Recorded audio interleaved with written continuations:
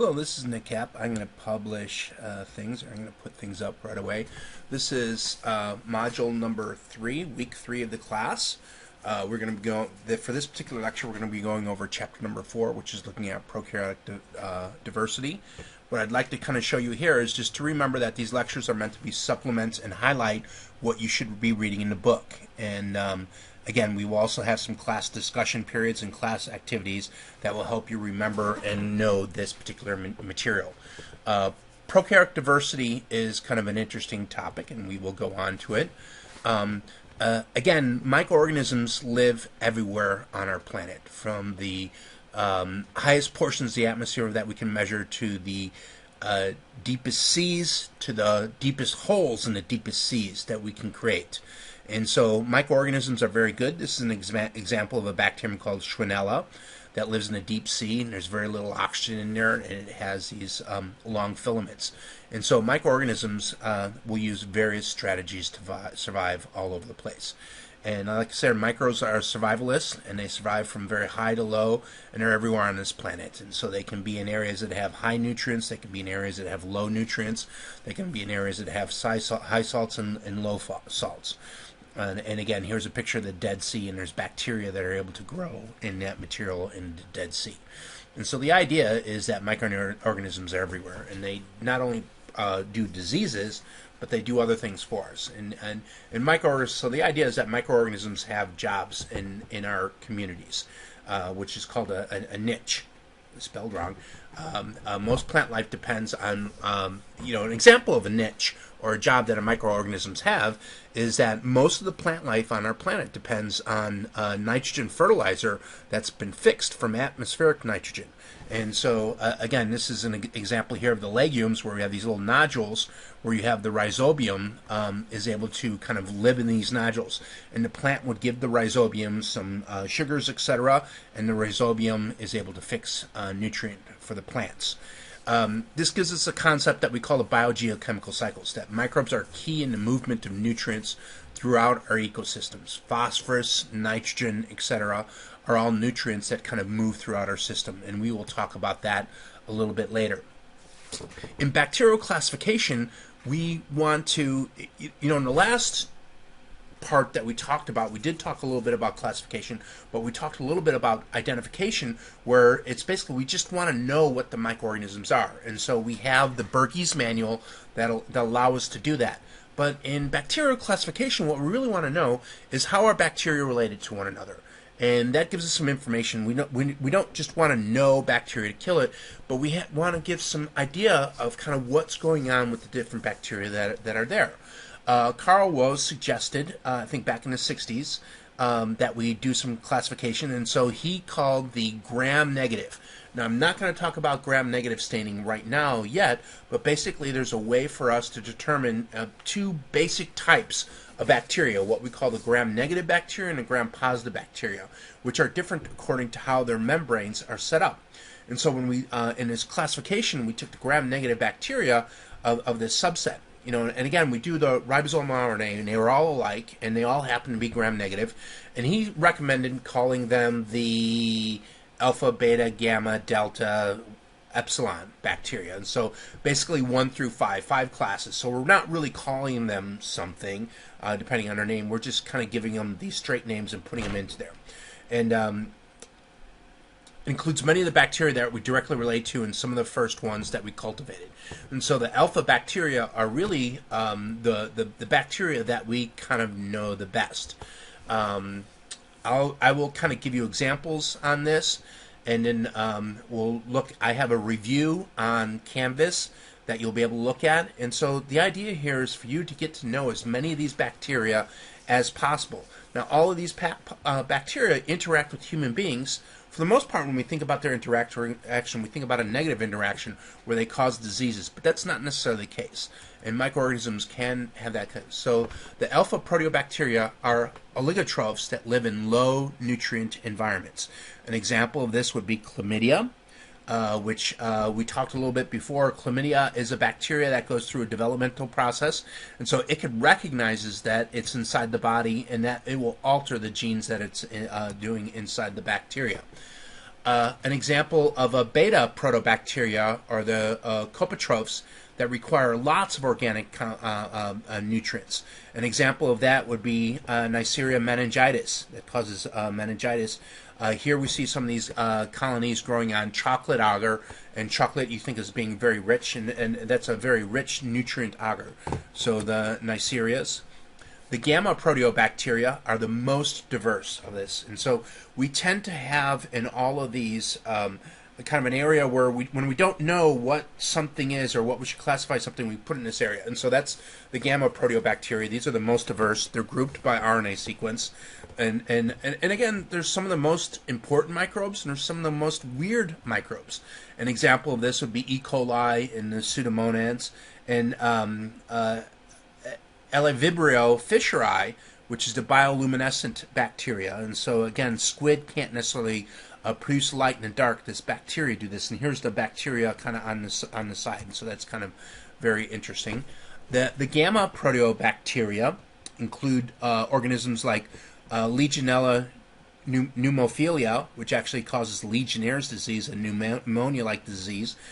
This is an organism we had a hard time identifying. So back in the 70s, I remember that we had this kind of weird disease that was going around these at a conference, Legionnaires, and they found out these microorganisms lived in basically the cooling towers of refrigeration units, and they kind of end up in our water. And so these are very serious microorganisms that can cause the disease.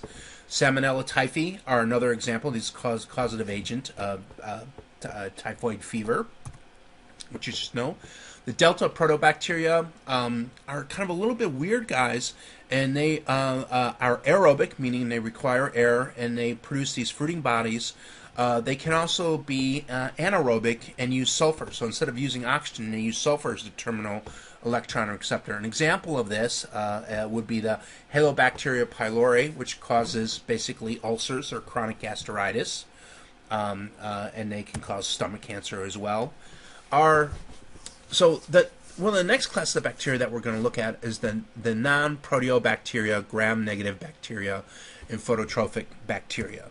And so these guys include the spirochetes, which would include things like causing syphilis, the bacteroides, aquatic planthymeces. These are organisms that reproduce by budding. Other forms can do photosynthetic. So we have the purple bacteria. This is what we call Winogradsky column. And so we have some green bacteria, and these are kind of interesting organisms where we see photosynthesis occurring, but it's not in plants. The cyanobacteria are interesting. Again, the cyanobacteria can produce blooms. So these kind of look like algae, but they're not algae. Microcystis aeruginosa is an example here, and here's an example in here, and again, they can cause algal blooms that are toxic. Another big classification would be your gram-positive microorganisms, and they're divided further up into high GC content, low GC content. And these are actually many important species. The actinomycetes, which produce an antibiotic, the Corynebacterium diphtheria, which actually causes disease diphtheria, which is a very horrific disease of human beings, and the Gardnerella vaginitis, again, which causes vaginosis in women. Clostridium difficile, C. difficile. So you may have heard of C. diff, which actually causes some problems in human beings, and again, especially in small children, it's a very serious condition. Other of your gram-positive stain, and so we know it's gram-positive because here, this is a gram-positive stain right here. We have that blue color. Streptococcus pyogenes, which actually, when we grow it on red blood cells, it lyses those cells. What it really shows that it can be a very active pathogen. And again, so we use staining and culture to identify what bacteria are present. And so in this case here, in this upper area here, we have a gram stain of Bacillus cereus. This is the blue kind of rods here, and Escherichia coli, these small gram-negative rods and cocci. And we can grow up on the media, and so these are colonies, and we can tell that they're different due to their colony morphology. These little fatty or bubbly type colonies, this is tuberculosis. which is growing on our garden. These actually, guys, grow really slow, and it's difficult.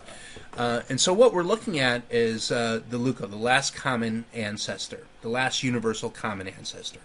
And again, the last one of the last class that we're looking at, these kind of deeply branching, are the Acetothermus, which are really kind of low on the branch. And so we tend to think of the Archaea as being really low, but the Acetothermus is just as low, and it's part of the eukaryotic, it's not actually eukaryote, the Eubacteria strain.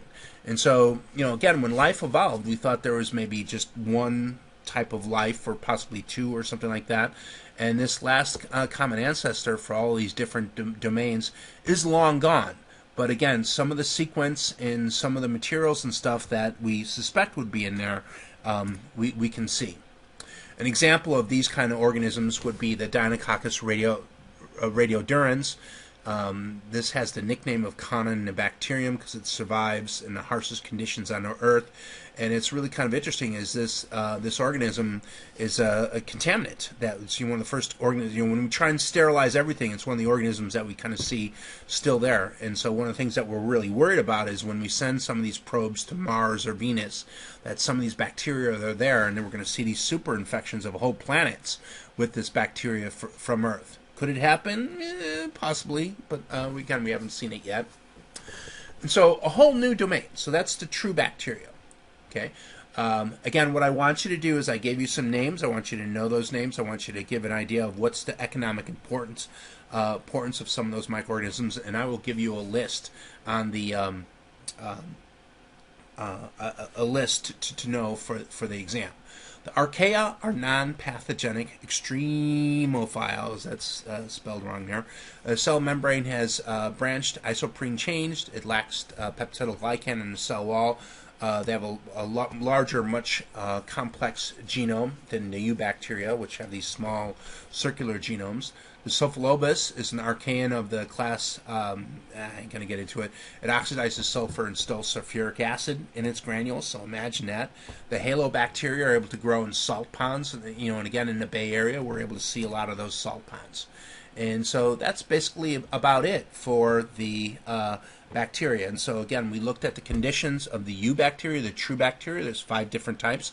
We also looked at the Archaebacteria, the ancient ones that kind of live in these kind of different environments. One of the reasons why they're still here is they were able to live in those different environments. So thank you very much. And then for the next lecture, we will go on and look at chapter number 5.